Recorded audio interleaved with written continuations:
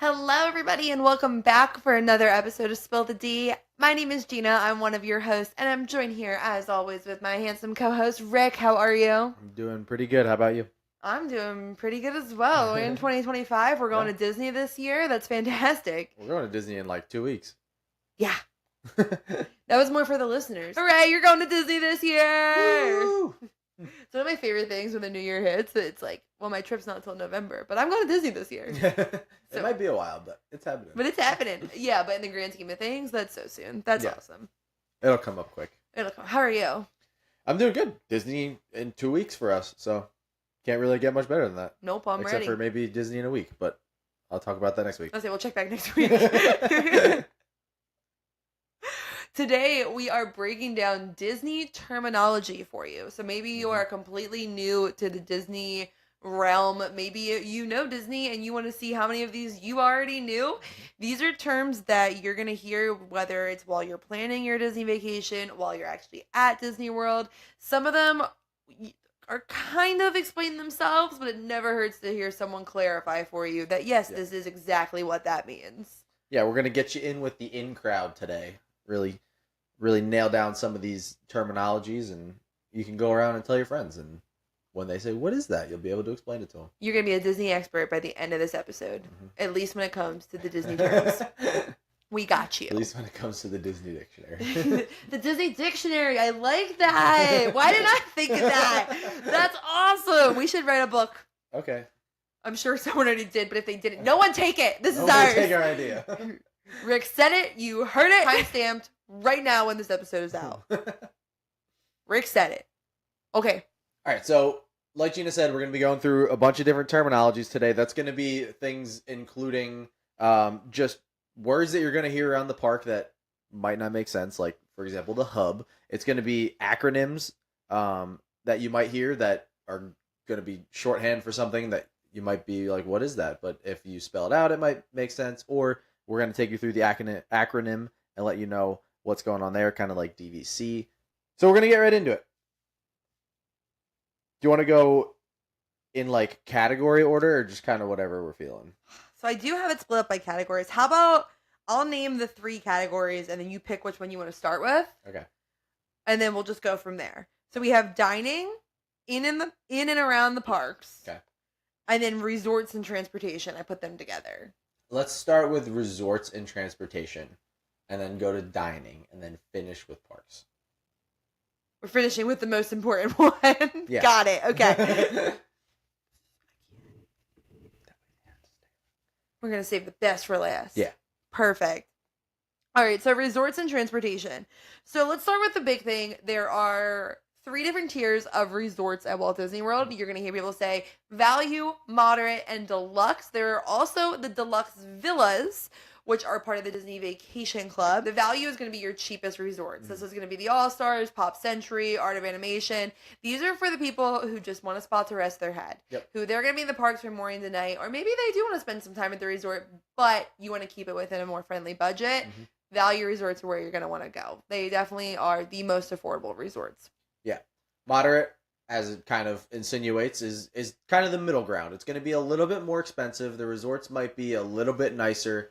But it's still going to be pretty much in that affordable range. It might stretch the wild a little bit, but you're going to be able to plan a whole week trip going to a moderate resort. Some of the biggest jumps from a value to a moderate level. Moderates will have sit-down restaurants. Values are all quick service, which again, we'll go over those terms in a minute. And moderates have slides at their pools. Value resorts do not have water slides. Notable things. Additionally, not all moderates are going to have a gym. The next level we're going into is a deluxe. They have gyms, except the outlier, which is Coronado Springs. For outliers, whenever we mention outliers, we are not going to go into too much detail of them today, of the outlier today. For that, we want you to reach out to us personally or reach out to our friends at 407 and Beyond Vacation Co. One of their travel agents will explain it for you. We are the official podcast of 407 and Beyond Vacation Co. They are a Disney and Universal Orlando travel agency that books and plans family vacations to destinations such as Walt Disney World, Universal Orlando, Disney Cruise Line, and so much more. It doesn't cost any extra to book with them. Their services are 100% free. Their travel agents are going to do everything so that all you have to do is show up, have fun, and create family memories. So you can get a free no obligation quote at 407vacations.com. And like I said, your travel agent will answer any questions you might have as far as these funky outliers and things that we're not going super in detail of today. We can also answer them for you if maybe you're not booking just yet. You just have some questions. We are at Spility Podcast, at Spility Pod on TikTok. You can find us there. Yeah. All right. So deluxe resorts. These are the most expensive resorts on Disney property. Yeah. They are bougie. They are. Most of them are. They are fantastic resorts. They're going to have the most amenities. Pools with the water slides. They might also have the kids splash area. They're going to have at least one, if not multiple, sit-down dining as well as quick service options. They're going to have a gym. Some of them have conference centers. These are the biggest resorts. They are also the most expensive resorts on Disney property. Yeah. And I'm going to say it, best locations as well. Yes, they usually are the ones that are going to be either walking distance to the parks or they offer more transportations, which puts you right at the park. So, for instance, the Polynesian, one of Disney's most famous deluxe resorts, you can now actually walk to it. For a while, you could not, but now there is a walking path. It's a long walk, though. Another option they have is the monorail. The Polynesian is on the monorail loop. So, they're the most expensive, but you are getting a lot for your money. Yeah. Now, within the deluxe resorts, there are something called the deluxe villas. These are technically for Disney Vacation Club, but you can pay for them with cash. The deluxe villas are going to, if you're in a single studio, which is just a normal, like, open concept, studio apartment style, just beds in there, they're going to have a kitchenette for you. The villas also come in 1 bedroom, 2 bedroom, and 3 bedroom, depending on the resort. And these are just at the deluxe resorts. And not even all of the deluxe resorts have these options, but a good amount of them do. Yeah. You'll see that within the page when you're booking, the option of a standard room or a villa. All right. So another term you might hear in regards to resorts is a split stay. And what a split stay is basically you stay at one resort for the first part of your trip, and then you switch and you move to another resort at the second part of your trip. Yeah, so 2025, I think, is going to be the year of split stays, personally. Something that Disney is offering in 2025 is the free water park, if you're on the free water park on your check-in day. So what that means is if you're doing a split stay and you're staying at multiple resorts, you get multiple free water park days. True. Which, if you're just looking for something to do with your kids, want to save some money, maybe you don't want a 4-day ticket. This could be a really convenient way to save some money on your Disney vacation. A situation when split stays are very ideal is, let's say you did want to stay somewhere like the Polynesian, but it's not in your price range to do a week there. A lot of people will do a few days maybe at the All-Stars or Pop Century, one of the value resorts, and then halfway through their trip, they'll switch to that deluxe resort. Yeah. You could time it out right. Deluxe resorts get some extra evening hours in the park. Time it out right. That can be when you're staying at the deluxe resort. And then maybe when there's no extra evening hours or like the weekends, which tend to be more expensive, you stay at one of the value resorts. Yeah. So split stays are a great way to get the trip you want while still saving some money. In 2025, it's going to be a fantastic way to get to the water park, maybe even multiple times in one trip for free, complimentary from Disney, as long as it's your check-in day. And they also are very encouraged by Disney. If you're doing a split stay, Disney will move your luggage for you. So if you're going from the All-Stars to the Polynesian, you just bring your stuff to Bell Services, tell them that you need it moved to the next resort, and they'll take it for you. They'll even come get it from your room if you call, tell them your room number, and they'll drop it off for you right at your next resort. Very convenient. Yes, you just have to get to the next resort. Yeah. You have to get from one to the other. There's no buses from resort to resort. So that part's on you, but there are ways to do it for free around Disney property. And if you would like to know those ways, we did an episode about it about a month and a half, 2 months ago. We did. All transportation around Walt Disney World. Getting around Walt Disney World. But right now we're going to give you some more terms for transportation to help you out. Yep. So let's start with the boats. Some hotels are connected by boats. Some parks are connected by boats. So if you hear someone say the Friendship boats, they are talking about the boats that connect Hollywood Studios and Epcot. These boats also connect the Boardwalk, Yacht Club, Beach Club, and the Swan and Dolphin Resort. So all 5 of those resorts are also connected by the Friendship boats. Yeah, you can't miss them. Hollywood Studios, you'll see it if you're going towards the park entrance, it's off to your right. Epcot, you'll see it. The way the boat goes is straight through the back entrance, I believe. It goes right to the back entrance, which is called the International Gateway. Yeah. Now, the Magic Kingdom resorts, they have a different name for their boats. They have what they call a water taxi. Water taxi. Water taxi. So that is what is going to connect the Magic Kingdom resorts, which is the Polynesian, the Contemporary, Grand Floridian, Fort Wilderness, and Wilderness Lodge. All of those are going to connect to Magic Kingdom via the water taxi. Yeah.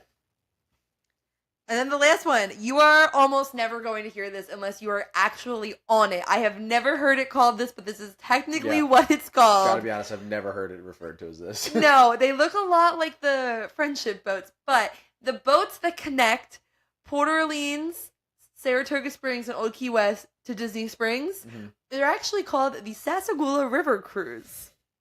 Everyone just calls them the boats. Yeah, they're just the boats. The boats. Just go to the boats. So even if you talk to a cast member, they'll say the boats are over there. Yeah. So, and if you say where are the boats, they'll know what boats you're talking about. I actually would love to walk up to a cast member and say, "Do you know the way to the Sassagoula River Cruise?" and see what they do. Not what the cast members at their resorts. I'd want to ask a cast member at like Disney Springs and be like, "Please help me get to the Sassagoula River Cruise." I would hope that they would know. You never know. So another form of transportation that'll take you around many of the resorts, and it also connects you to Epcot and Hollywood, is referred to as the Skyliner. And what this is if you've ever gone skiing or snowboarding, it's a fancy ski lift. Is essentially a gondola. It's a gondola. Yeah. So there's like the indoor kind, not the ski lift kind where you sit on a bench. There are benches. There are, but they're inside this gondola. It is completely covered. You are in a floating room. Yeah. Like I said, it connects a bunch of different resorts to Hollywood Studios and Epcot. Yes, it's going to be the main hub of the gondola is going to be at Caribbean Beach. From there, you can get to Pop Century and Art of Animation. You can get to Hollywood Studios. You can get to the Riviera. You can get to Yacht Club, Beach Club, Boardwalk, and Epcot's International Gateway, which again, back entrance of Epcot. Yes, and all of those hotels that Gina just listed are going to be referred to as the Skyliner Resorts in some cases. Some people will refer to them as the Skyliner Resorts. That's what it means, is it connects you to the Skyliner. Yes. Easiest way to do it, because technically half of them are Hollywood Studios resorts and half of them are Epcot. So the Skyliner line. You'll also hear the term monorail. This is a train in the sky. If you've ever flown into Orlando, you've ridden this. Yes. Now, what I wanted to clarify with the monorail, like what it is, there are actually 3 routes on the monorail. There's the Express, there's the Epcot, and there's the Resort. This is where I want to make sure you got the terminology right. Express, Transportation and Ticket Center, is going to take you right to Magic Kingdom. Epcot, from the Transportation and Ticket Center, is going to take you to Epcot and back. The Resort monorail is going to go to the resorts as well as to Magic Kingdom. Yeah. So you might see some people using the Resort monorail to get to Magic Kingdom. There's nothing wrong with that. It's just going to make a few more stops. So, those are the 3 things you need to know for the monorail. I mentioned the Transportation and Ticket Center. You're also going to hear that be called the TTC. It's our first abbreviation. Yay! The TTC is the Transportation and Ticket Center. This is the main hub of the monorail. There are also ferry boats here that'll take you to Magic Kingdom. This is also the parking lot of the Magic Kingdom if you are driving in. And if you are taking a bus in from one of the Good Neighbor hotels, which is one of the hotels in the area, this is where it's going to drop you. Or an Uber. Or an Uber. An Uber will also drop you here at the Transportation and Ticket Center if you are going to Magic Kingdom. If you're going to Epcot, Hollywood, or Animal Kingdom, the Uber can take you right to there. Yeah. All right. That was a lot of information, and we only have one thing left for resorts and transportation. Minivans. You're going to hear the term minivan, or you could hear the term minivan. Minivans are powered by Lyft, the rideshare app. If you go on the rideshare app while you're on Disney property, you will have the option to get a minivan. It's more expensive than Lyft, but it can get you into areas that Lyft and Uber cannot. So, for instance, we just told you that a rideshare app was going to take you to the Transportation and Ticket Center. Minivan's going to take you right to the front gate of Magic Kingdom. Yes, they are not all minivans. There are some that are SUVs. Yeah, most of them are SUVs. But they all look like mini, so you'll know when you see them. Minnie Mouse. They have red polka dots on them. Polka dots on them. You'll know when you see them. Disney calls them a minivan. MINNIE. Yes. I'm glad we did this section first because it's my least favorite, but I really hope that we didn't lose people because it's also the most boring. So I really hope we didn't lose people on that. I hope if they didn't want to listen to that, they just fast forwarded. Here's hoping. And I didn't know where to put this one, so we're just going to talk about it quick. Disney Springs. You're going to hear the term Disney Springs.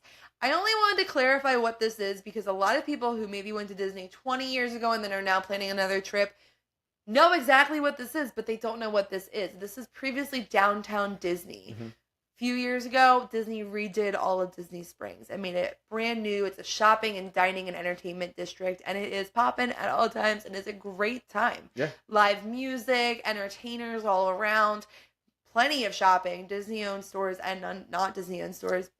Bars, restaurants, bakeries, ice cream, everything you can think of. A bowling alley. There's just fun around every corner and just places to walk and relax and enjoy something free at Disney if you just want to walk around. That is what Disney Springs is. It is separate from all the parks. It's its own little entity. It's not a park. You don't have to pay to get there. But if you know what downtown Disney is, it is a revamped, all new Disney Springs. Yes. Disneyland refers to theirs as downtown Disney. Very similar concept. Disney Springs is significantly larger. Yeah. All right, that's the resort and transportation. What did you say you wanted to do next? Dining? Whatever you want. Let's talk about dining. It's not that long of a list. It's not. The in the parks is definitely the longer list. But they all kind of lead into each other a little bit more. Yeah. Dining kind of does too. All right, so let's start with an ADR. People use the term ADR when they're talking to you. Maybe you're texting someone about it. They said, did you get your ADR? ADR stands for Advanced Dining Reservation. You can get an advanced dining reservation 60 days out from when you want to dine at a restaurant. Yeah. For the hard to get restaurants, like say Cinderella's Royal Table, that's dining in the castle, you should be trying to get that 60 days out or telling your 407 and Beyond travel agent that you want to eat there and they will get it for you 60 days out. Yes. Advanced dining reservations are extremely important for the busier, more popular restaurants. These advanced dining reservations are extremely important and highly recommended. There are little tricks for getting them. Like if you're going for a whole week, from 60 days out from the first day, you can book. But again, have your 407 and Beyond travel agent take care of this for you. And just remember, you can book it in advance, 60 days, and then some. It's 60 days from the first day of your vacation. Okay? Yep. Okay. So next we have Disney's dining. So there's two different dining plans. There's the regular Disney dining plan and the quick service dining plan. What this means is the regular dining plan, you get one sit-down meal, you get one quick service meal, and one snack. Is that correct? And one refillable mug. The quick service dining plan, you get two quick service meals and a snack and a refillable mug. Yes, and all of these are per person, per night of your stay. Yes. Now, table service. Table service are those ones you're going to need the advanced dining reservation for. You're going to need that ADR for. These are restaurants where you sit down and are served with a server. You have to leave a tip, which is not included in the Disney dining plan. Yes. Okay, I can't say you have to leave a tip, but Spill the D encourages you to tip your waiter. This is not included in the Disney dining plan. So when you're doing the math, make sure to add in the gratuity when you're budgeting for your trip. The quick service dining plan. Quick service is Disney's version of fast food. Yeah. I personally think it's better quality than fast food. It's not like you're eating McDonald's every meal. Definitely. You're not getting a Taco Bell for breakfast and a Burger King for lunch, even though I could eat Taco Bell every meal. But it is their more fast casual food. You're ordering it, it's coming right out, you're good to go. Yeah, and you don't have to sit down at a table to eat it. They usually have tables in the area where you can sit down if there's a place open, but it's generally food that you can eat on the move or you don't need a lot of time to eat. Yes. Not a full table service restaurant. Yeah. So that's how Disney refers to them. Table service, quick service. You don't need an advanced dining reservation for a quick service restaurant. That's one of the biggest differences.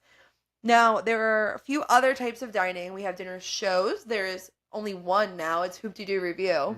And these are classified as, what is it?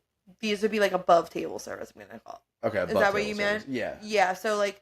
These are like kind of table service, but like you're going to need an advanced dining reservation for these. Oh, yeah. Some of them, like if you do Hoop-de-Doo Review, you pay ahead of time. Yeah. So there's Hoop-de-Doo Review, which is a dinner show.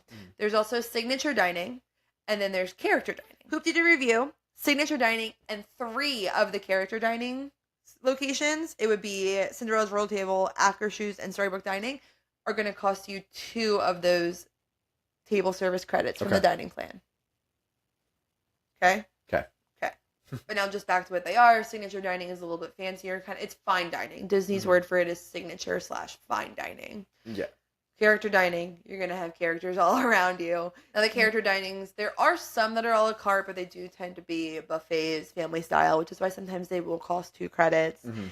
And then the last 2 things you need to know for your Disney dining plan terminology. Resort refillable mug. Refillable mug that's supplied to every person who's in the room who is on the dining plan. Yeah.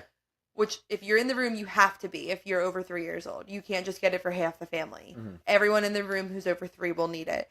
The refillable mugs are only good at resorts for the length of your stay. Yeah. And then a snack. So, there are lots of snacks in Disney World. But not all snacks are created equal. And some snacks have a little tiny logo next to it that says DDP, Disney Dining Plan. Or maybe just DP? It's a little purple logo. It says And DP. it says snack too, doesn't it? No, it just says a little DP. Really? Yeah. It says snack. No, it's a little purple logo, and that means that you can get that on the Disney Dining Plan. Mm-hmm. Watch what you're getting. Rule of thumb, try not to spend less than $5. Yeah, make it worth it. Make it worth When it. you're You only snacking. get one. You're spending all this money. Mm-hmm. Please don't get a bottle of water with it. Yeah. Go get your refillable bottle and refill that yourself. Please do not waste your dining plan snack credit on it. Yeah. Save them to drink around the world and eat around the world in Epcot if you need. Not drink. You can't get alcoholic beverages with your snack credit. You can't use the snack credits to eat around the world though. If there's a booth out, if there's a festival, which is pretty much all the time, you can use it at the booths. They'll let you use the snack credit there. So just make it worth it because especially if it's part of that dining plan, you are paying for it. So it's one of the quickest spots people lose their money is by getting something on the dining plan, getting a snack or even a meal that is just not worth it. Something that I think is absolutely genius is when you go to Walt Disney World, if you have the dining plan and you have kids with you, save all of your kids' meals for Magic Kingdom. So like get your kid, if you have 2 kids, get them one adult meal to share. So because adult meals come with alcoholic beverages, but there's no alcohol in Magic Kingdom. Yeah. So if you save your snack if you save your kids' meals for Magic Kingdom, then you guys just eat kids' meals all day. First of all, kids' meals are huge. They are enough food. But then you're not losing out on not getting the alcoholic beverage, which can really make a difference in what makes you get your money's worth out of the Disney dining plan. Yeah. So, and just to be clear for the dining plan, it's almost like a sum. So if you have a 7-night stay, you have 7 sit-down meals. Like Gina said, some of them you have to pool and use 2 of them. So that just means the next day you would have no sit-down meal. Yeah, you might have to like pay out of pocket. Yeah. You could bank all of them for multiple days. Yeah. And then use them all in one day. You can bank all of your snack credits, not use them, and if your last day is Epcot, you can go use your snacks all around the World Showcase. Yeah. So it is flexible. It's not like you have to use these meal credits on each day. You can roll over if you decide you don't want to spend your snack credit. You can use it the next day. They are yours to use when you want to. Also, they go by the room, not by the person. So I could use Ric's snack credit. If Rude. he didn't want it, I could take his snack credit and spend it. Rude. Just throwing it out there. No, that's fair because most of the snacks that I get aren't even snacks. No, they're kids' meals. And the last thing for dining, and then we'll go into the fun in the parks. Dining mobile order.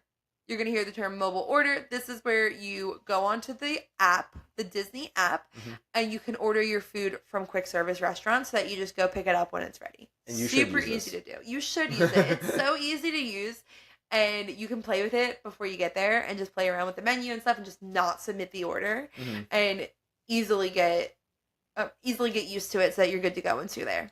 I've seen it be less efficient one time, and that was just when Gina and Meg got ice cream. She managed to get to the front of the line before yours was ready. No, mine was ready first. Because then she still had to wait for it. Oh, she ordered. But that was at Disneyland also, not Disney World.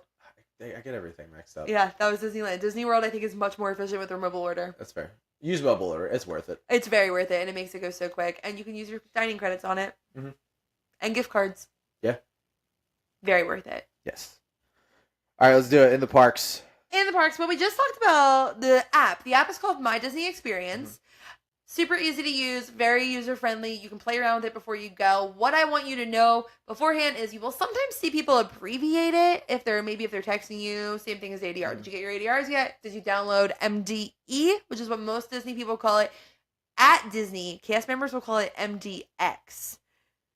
But most Disney goers call it MDE. I like MDX. Yeah? Flows better. You know what's so funny? When I worked for Disney, I don't remember anyone calling it that, but apparently that is like the term. One of the travel agents told me, and then I looked it up, and I was like, yep, he's right. Flow's better. I like it. MDX. MDX. So that's my Disney experience. That is the app that is going to run your life for the week that you're in Disney. Yep. Everything you need for your Disney vacation, right in the palm of your hand. That's where mobile order is. That is where mobile order is. That's also where you're going to find Memory Maker. Let's talk Memory Maker versus PhotoPass. This can get a little confusing. Mm-hmm. So, Memory Maker is a service that you can purchase. We recommend purchasing it pre-trip. It is cheaper, but you can buy it once you get there.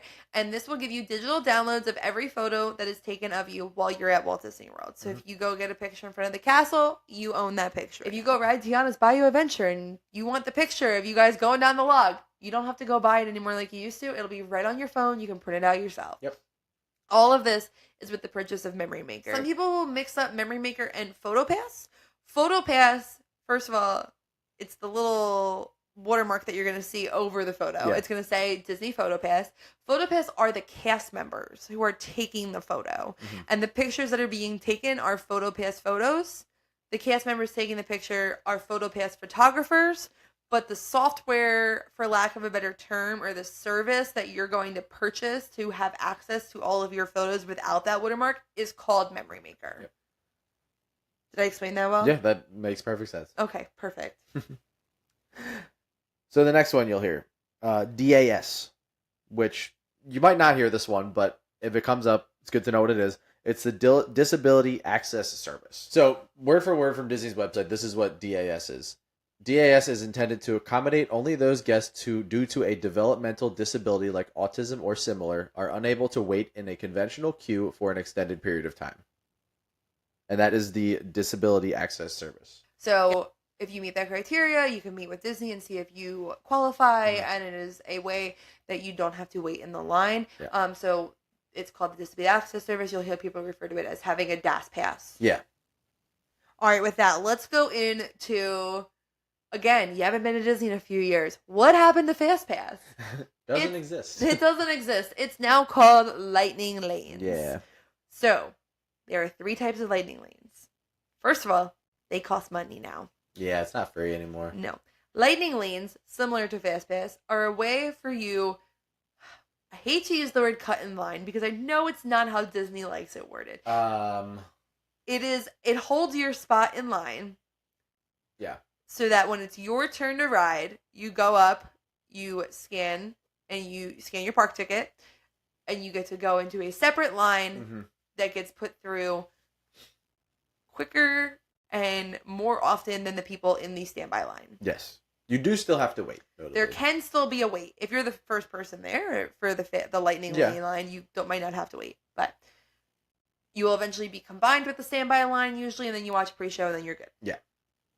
So, that is the gist of what a Lightning Lane is. There are 3 types. There is the Lightning Lane Multi-Pass. This is the system that you buy for the entire day that you can use to ride multiple rides across Disney property. You buy this a week before you go if you're staying on property, 3 days before you go if you're staying off property, and you pick which rides you would like a Lightning Lane for. You start out with 3. After you use 1, you can pick another. So at all times, you can have 3 rides on deck on My Disney Experience that you are going to. I'm going to go back to saying cut the line because it's the easiest way.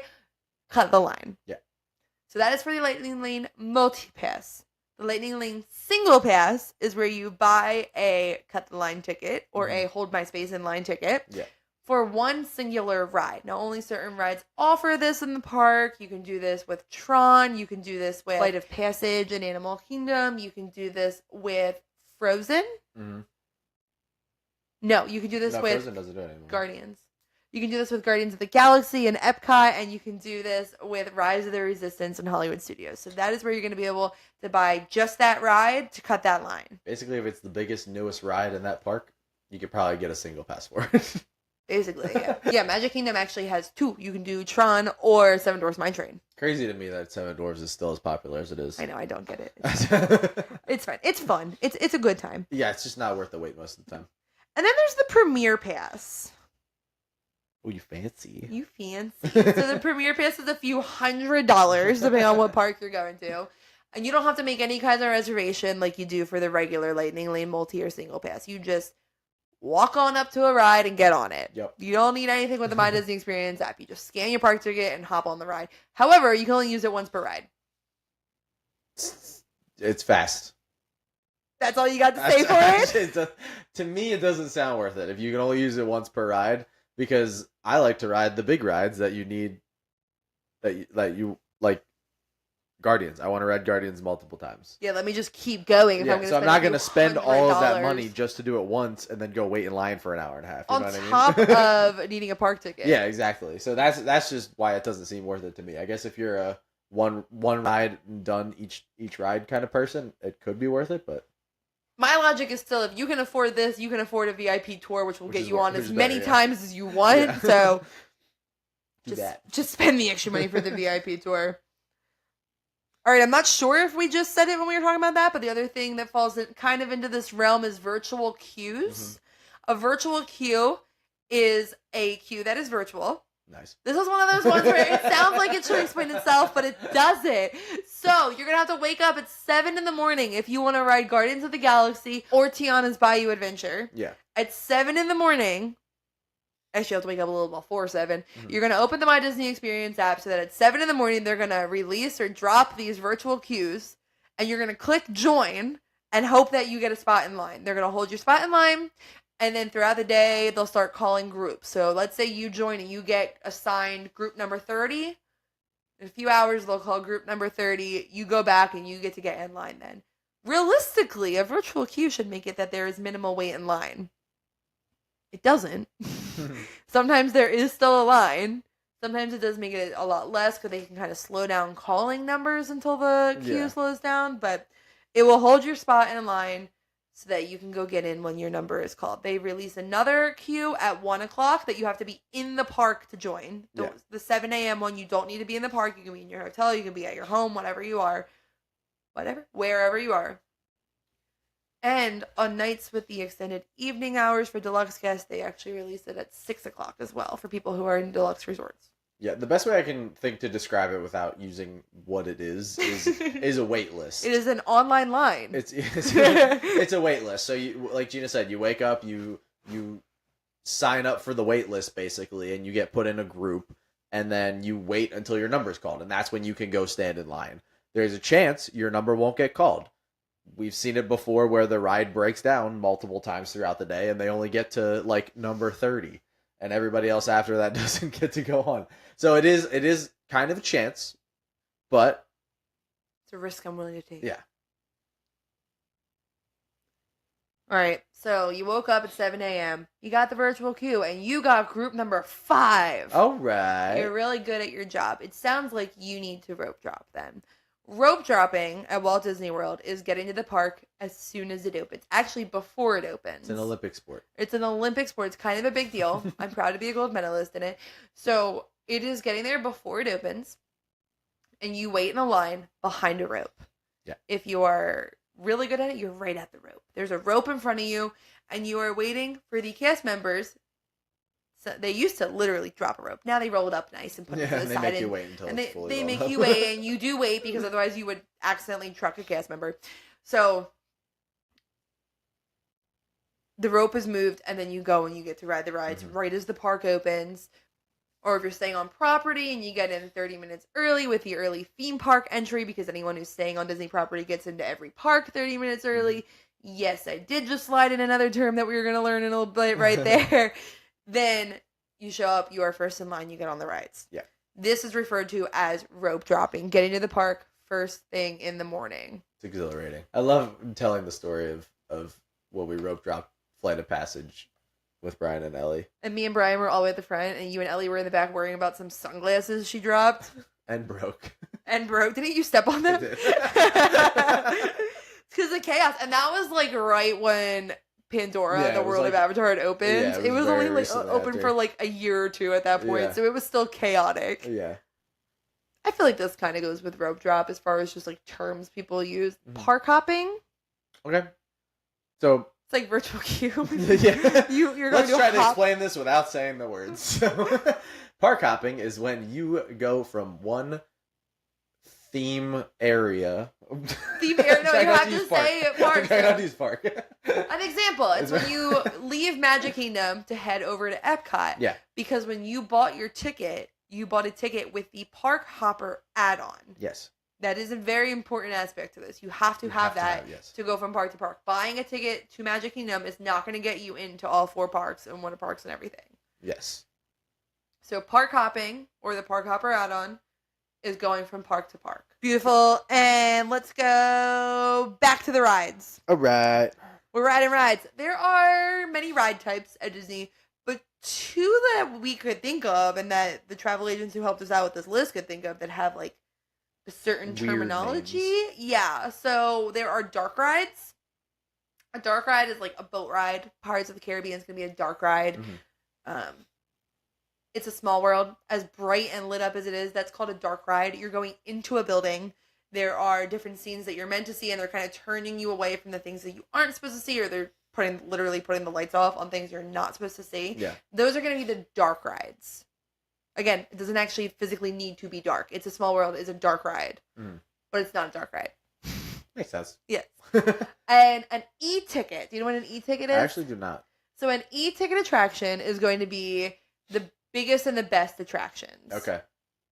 Not so your Rise of the Resistance, your Guardians, yes, those kind of rides? like not based off of opinion. Like I might be like, I love Figment, but Journey into Imagination with Figment is not an e-ticket attraction. An e-ticket attraction, like you said, is Tron, Rise of the Resistance, Big Thunder Mountain. Like there are those big names because back in the day, the park tickets were sold. You got a ticket book, and you had a certain amount of tickets, A, B, C, D, and E. Okay. So the rides were classified A to E. That's cool. So like an E ticket would be the big rides that were like the most exhilarating rides. Gotcha. Those were the E-ticket attractions. That's cool. So, I like that. Yeah. So to this day, if someone refers to something as an E-ticket attraction, they're talking about those like biggest and best rides. Most popular, most intense, that kind of thing. I like that. Yeah. All right. So the next one is going to be for people with kids. People with young kids who can't necessarily go on some rides. This one is called Rider Swap. So what this is as parents or whoever's there, you can go up to a cast member and say, I want to do Rider Swap. They'll give you basically a lightning lane to the person who's not going on. And then whoever is going on can hop on the ride. They also get a lightning lane? No, so whoever is riding is going to wait in the normal queue. Okay. So let's say we're there with our niece.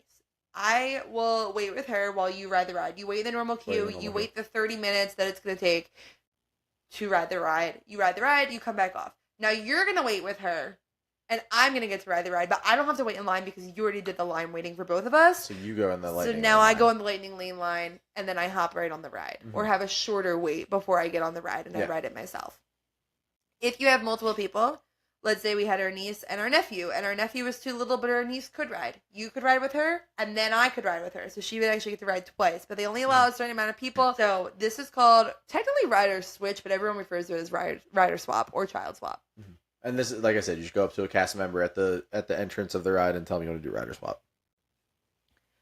Yes, and they'll send you right where you need to go. Usually, actually, it's over by the lightning lane. But if you just go ask a cast member, they'll tell you where to go. Yeah. Now, we keep using the term cast member. We haven't explained what that is. Cast member is what Disney refers to their employees as. So whenever we say cast member, we're just talking about a Disney employee. Yep. Walt Disney wanted the whole production to be a show. They wanted the whole park, everything was supposed to be a show. It was supposed to be the best of the best, the best show you've ever seen. So that would mean in the show, the employees are the cast members. Yeah. That also would mean if you ever hear an employee say backstage or on stage, you don't really need to know this for your vacation, but backstage is anywhere that guests cannot see. On stage, a guest can see you. Because, again, the whole thing is just a show. Their uniforms are their costumes. Just fun things to know. Not going to affect your vacation anyway, but... Cast member might.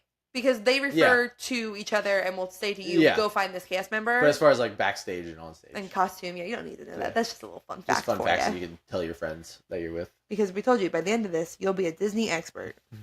You're going to know everything you never thought you wanted to know. So the only other thing as far as going around the parks that you're gonna generally use is called a magic band. And what this is a fancy bracelet, essentially, is what it is. So Disney sells these. You can get them. I always mess up when you can get them the cheapest. The cheapest way to get them is to buy them when you are staying at a Disney Resort hotel before your trip on the app or on the website. Yeah, okay, you will see that you can pre-purchase them and they'll mail them to you. Yeah. Or you can wait and you can buy them when you get there. But the Magic Band is going to have everything from your room key on it to your lightning lanes. Your credit card. Your credit if card your can be on hooked it. up to your room, which it will be. Yeah. So you can put your credit card on it. So this is going to be your do-it-all gadget, basically. It's going to hook up to your My Disney Experience app as well. So when you take those photos, because you bought Memory Maker, you scan your Magic Band after, it's going to go right to your app. Yeah. Now, you don't need a Magic Band as much as you used to. Unfortunately, I think they're great. We have so many of them because I love them. Well, you also used to get them for free when you booked. Yes, you used to get a bunch from that. Yeah, and then even after you had to pay, it started out that you only paid like $5. So maybe like, cool, $5. But now the price has definitely gone up. But that's a whole other story. That's a whole other podcast episode. We hope that you enjoyed this and want to come back to listen to us rant about Magic Bands. But you can do everything that your Magic Band can do on your phone with Magic Mobile through My Disney Experience. Yeah. So you don't technically need the Magic Band anymore. We recommend them. I mean, I'm the type of person that my phone is constantly lost in my bag. So, like, I prefer to just have the Magic Band and know that I'm good to go. Another spot that I know people prefer them is when they have teenagers, because you know that they are never without money. Yeah. They are never without, like, I've seen people, wait, this is so funny. When they can't find someone that they're with, they track them with the Magic Bands by looking at the photos they've taken. So they look and they'll be like, oh, they took a photo, they went to a PhotoPass photographer in Adventureland only 10 minutes ago. They probably are in that direction and they'll walk that direction. And I think that's the most genius and funniest thing ever. That's really funny. Right?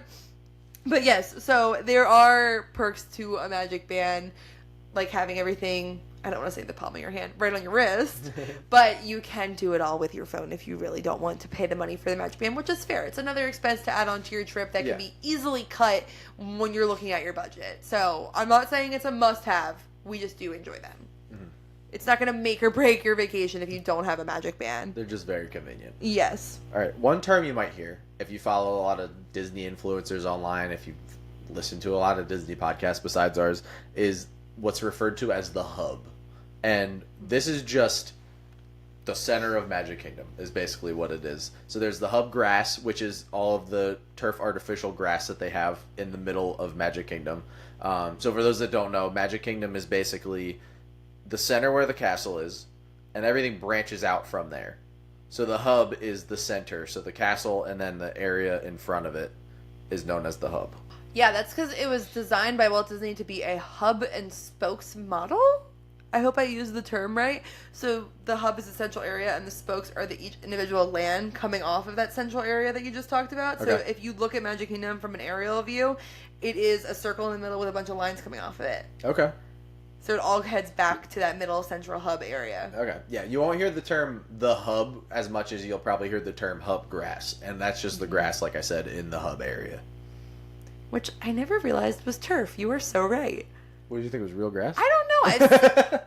It's nice turf. I've sat on it and like never thought about it. I guess the turf that I'm used to is like you're used to the rubber like turf. AstroTurf. That gets really hot when the sun's beating on it. This is like a special turf that doesn't get as hot. Fun fact about me, I got what my athletic trainer thought was second-degree burn from turf. The rubber turf with the little pieces of tire that they put in there, that stuff gets hot. It actually wasn't in the summer. It was in the winter. It was snowing, and it was a rugby tournament, and I had the tournament of my life, and I kept sliding in when I would score. Oh, okay. And I have this, I mean, you've seen this scar. I had this big scar on my calf because it was so cold I couldn't feel it. So I just kept sliding, and then finally someone was like, "You're bleeding," and I didn't realize, but I didn't feel it, so I just didn't care. And then later I was trying to scrub it because I thought it was dirt, and it turned out it was turning black from the burn. So sorry if that was TMI for anyone if that grossed them out, but it was really cool at the time. I think it's really cool. It wasn't when I couldn't walk because my leg was burnt the next day.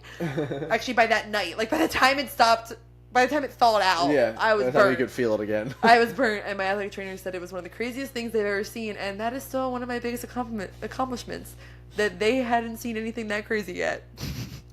But my leg was it. So yeah, that's what I think of when I think of turf. I don't think of like, yeah, that is turf. You're so right. That's the expensive turf. There's so many different kinds of turf. I know. People major in this. Yeah. And make more money than we do. Yes. All right, back to Disney. So sorry. Let's talk about character meet and greets. This is a pretty quick one. There are different types of characters that you're going to meet, and they are referred to as face characters or costume characters. Mm-hmm. Face characters, they can talk to you. That's going to be your princesses, your prince, evil stepsisters. Those are face characters. Mickey Mouse, Minnie Mouse, those are your costume characters. These are the ones that aren't going to talk to you because they're saving their voices for the parade. You know, the norm. Some costume characters can talk. It can get a little bit confusing, like in Star Wars, the stormtroopers, they can talk. They got that stormtrooper technology. They're not in any parades that they have to save their voice for. You know, you'll figure that out as you go. But you'll learn pretty quickly if you like face characters or costume character meet and greets more. Yeah. We have 2 more that are just kind of like a little mishmash of what we had left. 3 more. 3 more? What's the other one? 2. Oh, we missed Hidden Mickeys! Hidden Mickeys are fun. So Mickey is not hard to find at Walt Disney World, but nope. Hidden Mickeys can be tough, but a fun way to entertain yourself in line. Yeah. And anywhere, really. Yeah, a lot of places have Hidden Mickeys. If you've listened to the podcast before, you've heard us refer to it. We just talked about it when we talked about the Riviera. There's the Hidden Mickeys they have there. But all throughout the park, you'll just see random Hidden Mickeys. If you're there during the holiday time, they have the wreaths that go up on all the lampposts on Main Street. If you see those from the right angle, they look like a Mickey head. Things like that. We didn't actually explain what it was. So it's a Mickey that's hidden. It's a virtual queue. It's a virtual queue. So a hidden Mickey, while some of them do have the full Mickey Mouse shape, the average hidden Mickey is just 3 circles. So it's going to be the big circle with 2 ears, 2 ear circles above it. Okay? Nice simple Mickey. There are some that are hidden full-on Mickey faces, full-on Mickey silhouettes, but what it really is from the majority of them is just 3 circles hidden somewhere around the park. Yeah. Or anywhere, really. They're everywhere. You'll find them in your local Walmart once you get back from Disney and you're still looking for them. Everywhere I go, I see his face. Literally. Everywhere. I see clouds. I'm like, that's a hidden Mickey. I'll be at Universal and I'll be like, hidden Mickey. Oh, wait. No, it might be. I love the hidden Mickey arguments when you say you see a hidden Mickey and someone's like, that's not a hidden Mickey. You're like, it's 3 circles. Of course. If I want it to be a hidden Mickey, it's going to be a hidden Mickey. Exactly. It's 3 circles. The 3 cameras on my phone are hidden Mickey. You know, I was just looking at them trying to decide if I thought they were. No. I think the one circle has to be a little bigger. One circle, that's the only thing where I think you can argue. One circle needs to be a little bit bigger. Uh-huh. You can argue that the hidden Mickey's upside down, that it's on its side, based off what circle is the biggest, but I do think one does need to be bigger. Yes. And the best hidden Mickey, just for you guys to keep an eye out for next time you're there, it's at the Little Mermaid, right? It's only once a year. Oh, it's only once a year. What's the face one, though, in the rocks? Is that... It's once a year. It's a shadow that appears once a year from the Little Mermaid. Isn't there one on, Tiana's, where it's the rock? Oh, yes. Okay, right before the log goes down the hill. No, but they got rid of it. Did they? They got rid of it when they changed it. Because I know it was there for Splash Mountain. I didn't know if they got rid of it. It was, but they took out that rock. Never mind. There used to be a really cool silhouette of Mickey Mouse's face that's now gone. Never mind. Don't look there. It's not there. No, it's not there. But go ride Tiana's Bayou Adventure. It's a fun ride. It is a fun one. It's cute. It's cute. Our last 2. Disney Vacation Club. We've talked about it a lot on other episodes. We mentioned it with the DVC villas, or the deluxe villas that you have the option of purchasing as your room. Disney Vacation Club is Disney's version of a timeshare. We've done full episodes talking about it. You can go check out. But basically, you can purchase into this timeshare, and then you get to stay at Disney's resorts. They have DVC resorts most of them are just part of a deluxe resort. They're kind of worked in there. Some of them are their own resorts. Bay Lake Tower at the Contemporary is its own DVC villa. But that is what it is. In nice little sum up, it is Disney's travel timeshare. Disney's Vacation Club is Disney timeshare. And it can be used outside of Disney. If there's a Disney Vacation Club resort, for example, there's one in Hilton Head, right? And Vero Beach. Vero Beach and Hawaii. Yes, or you can transfer your points and use them in like Marriott's. There's a whole science behind it. Yeah, but essentially, it's Disney's timeshare. Okay, and the last one. You'll hear this one, definitely. Annual passes. So, I'm pretty sure we've done a full episode on this one as well. But annual passes are basically unlimited park tickets. That's what it is for the year. Yeah, most theme parks or amusement parks are going to refer to these as a season pass. So they'll be good for all of 2025. Disney calls them an annual pass because they are good for a year from the date that you first enter a park with it. Yeah. So it's not a season pass. It's not just for the 2025 season because they're open 24 hours a day. That'd be awesome. No, they're open 365 days out of the year. So it's not really a season. So Disney refers to them as annual passes. If you hear someone say that, that's what they're talking about. And yeah, we did a whole episode about based off of when your trip falls and how much your tickets are going to cost, is it worth it for you to just get an annual pass rather than park tickets? So go ahead and check that out if you're curious. Yeah, but there's 4 different types of them. There's 2 that you can get in state, and there's 2 that you can get out of state, right? There are 4 total. 1 that people who live out of state can get. The other 3 anybody can get. Okay. If you're 1 that people who live out of state can get, and then people who live in state can get any of the 4. Gotcha. Or people with Disney Vacation Club can also get the out of state or Sorcerer Pass, which is the second in state. Yeah. Again, check out that episode. It has more details. Or reach out to us. We can give you some more information about it if you have questions. And so can 407 and Beyond travel agents. You got options. Yeah. But that's all we have. If we missed any terminology that you've heard in passing that someone has said to you that you didn't understand, feel free to reach out to us. Like Gina said, you can reach us on Instagram at Spill the D Podcast. TikTok at Spill the D Pod, right? Nice, nailed it. And I want to say a special thank you to the travel agents from 407 and Beyond. I sent them this list earlier and said, what am I missing? And they helped fill it in. So if this episode was too long for you, you can blame them. And if you have questions about any of the things on the list, please reach out to them as well because they were super helpful with creating this list. Yeah. But that's all we have for you guys this week. So until next time, we will see you at the castle.